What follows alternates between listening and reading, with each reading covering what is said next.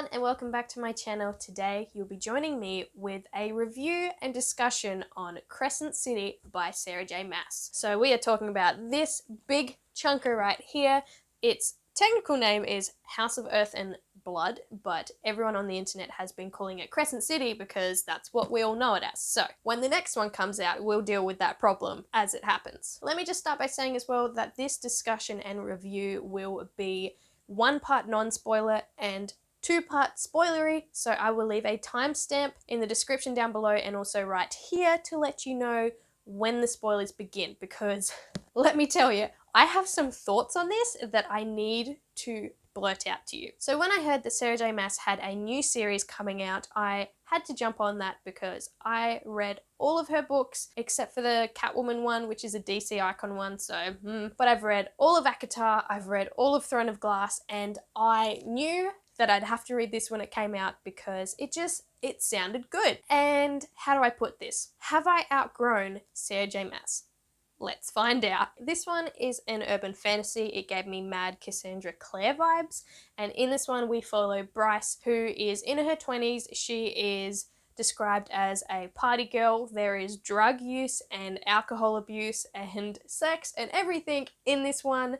So it is classified as like that new age / adult fantasy genre, and rightly so. And the story starts off with Bryce and her friends, and then it jumps to 2 years pretty much straight away. It's in the blurb as well, where her friends have been brutally murdered and she is pulled back into the mystery of that, along with the help of a fallen angel called Hunt. The duo have to discover what happened, why, and what it has to do with the world and with bigger picture plot lines. So let's start off by saying, did I enjoy this book? Yes, I gave it a 3 out of 5 stars. I think if you enjoy her other books, you are definitely going to enjoy this. There is a lot more swearing and drug abuse and all of that through this, but I think that is Sarah trying to try something new and go for a different target audience, or for the readers that have grown up reading her stuff and now are aging up themselves. So for that, I think this did a good job of doing something new.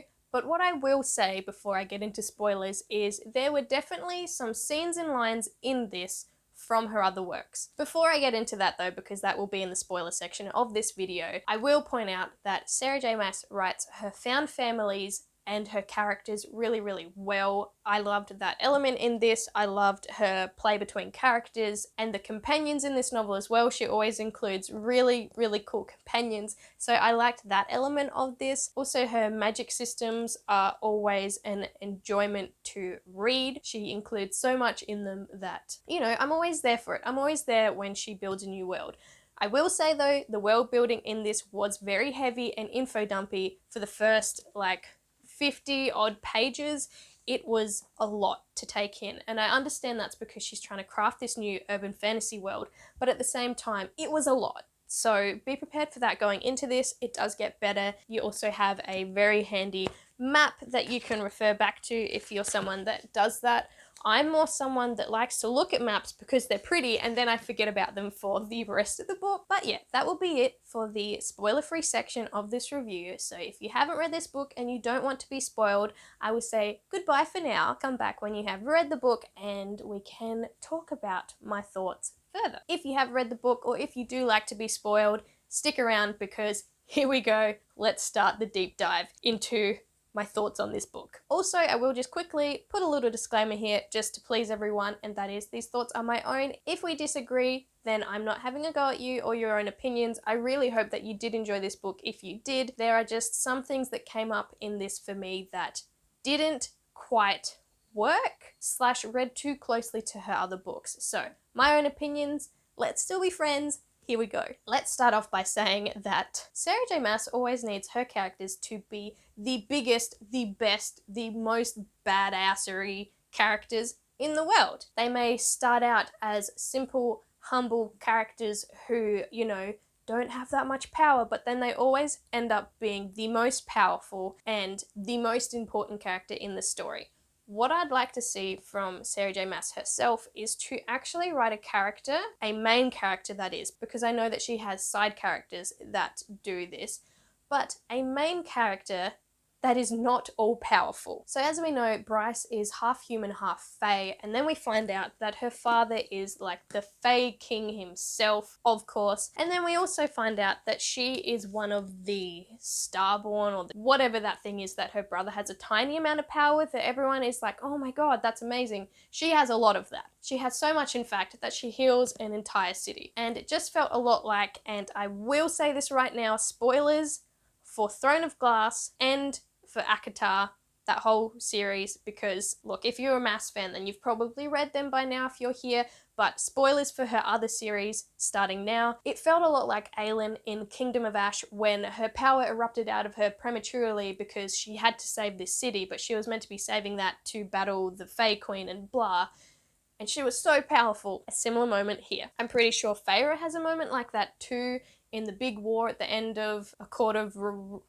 what is it? Yeah, A Court of Wings and Ruin. She has a similar moment, and I understand that we love empowering female characters, but it's not the only way to go. There is definitely other powerful features that a protagonist can have, other than physically being the most powerful in the whole world. And then we have the smut. Look, we knew going into this that we would get sex scenes and all the smut and even some cringeworthy little love elements that we all know and love from Sarah J Maas's writing, but there were so many times when I was reading this and it hurt to read it because it was so cringy. Let me see if I can find one. I don't think I even tabbed it because I just wanted to read it and get it done with this certain scene, but there's one where Bryce and Hunt are getting closer and he's living in her apartment and they obviously want to screw, and they haven't yet because Sarah just wants to tease her audience or for plot reasons, whatever.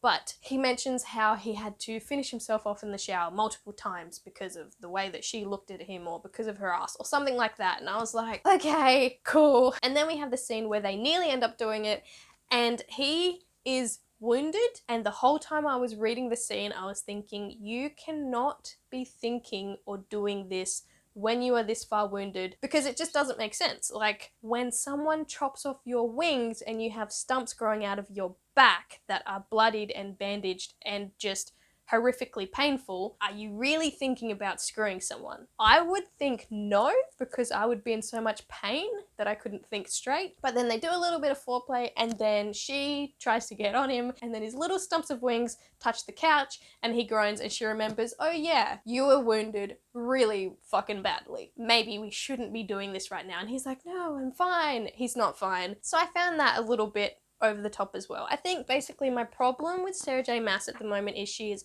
very overstated, and I'm having a hard time getting into her worlds as much when there are things distracting me, like him checking out her ass even though we're meant to be in a heartfelt, warming moment between these two characters, and then he's literally like, but I really want to fuck her or something like that, and that's starting to annoy me now. Again though, I will say I really liked some of her side characters. The little flame sprite, I can never say her name right, but when she sacrifices herself to buy Bryce more time, yeah, you nearly had me crying there. And the thing that she chants over and over again about protecting her friends, it just cut me deep. Like, I have goosebumps at the moment just thinking about it again. And to do with that, like the whole scene where the most powerful people in the world are watching Bryce try to outsmart and take down this archangel was also really well done. I think it did great things for suspense, and I loved being able to like watch Bryce as well through all the cameras throughout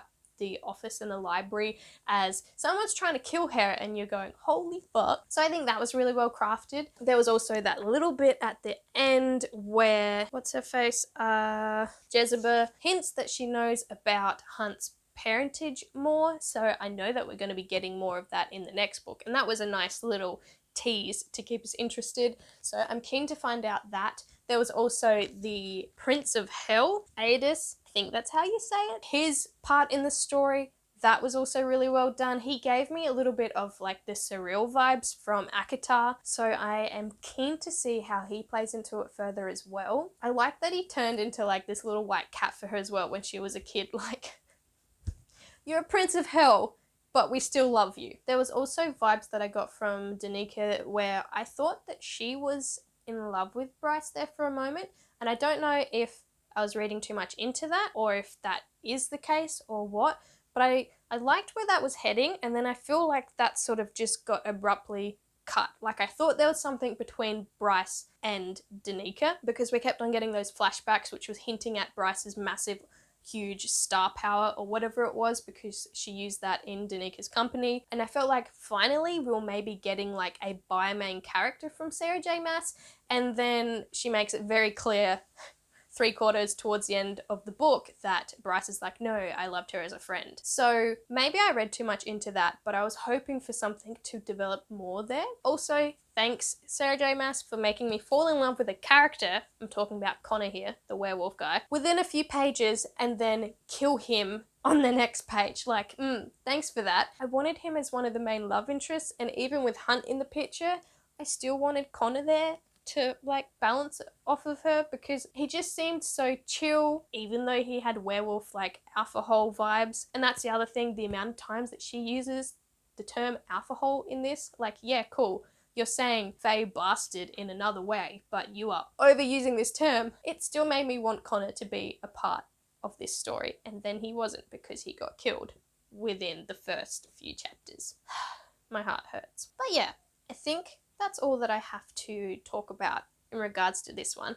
Will I be reading the next one and the next one and however many there are, if it's a trilogy or a series? Yes, because she still hooks me with her found families dynamic and her plots that pull together and have a big payoff. But I am feeling like I'm outgrowing her writing style a little bit, just because it is so over the top and it is a lot to sort of read and process, and it's getting a little bit, I don't want to say unrealistic because this is fantasy, but it's just a lot. So I'm on the fence with Sarah J Maas now, as you could probably have told throughout this entire video. I do want to keep on reading her stuff, but at the same time, I don't. But of course I'm going to pick up the next one in the series because I'm trash. I know that I'm probably going to finish videoing this and realize that there was a whole bunch of other stuff that I wanted to discuss, but as of right now I think I'm done talking. I've been filming for nearly 25 minutes so far, and this is going to be a lot to cut down. So I will just leave it with, this book did get 3 stars from me. I did enjoy elements of it, but there were other elements that really just made me cringe and brought my rating down to something that sort of reflected that. So now I want to hear from you guys. Keep it spoiler free, but I want to know in the comments down below if you've read this book and what your rating was, and some brief spoilery free thoughts on it as well. And yeah, that's all I've got for you today. So I will see you in my next one. Bye!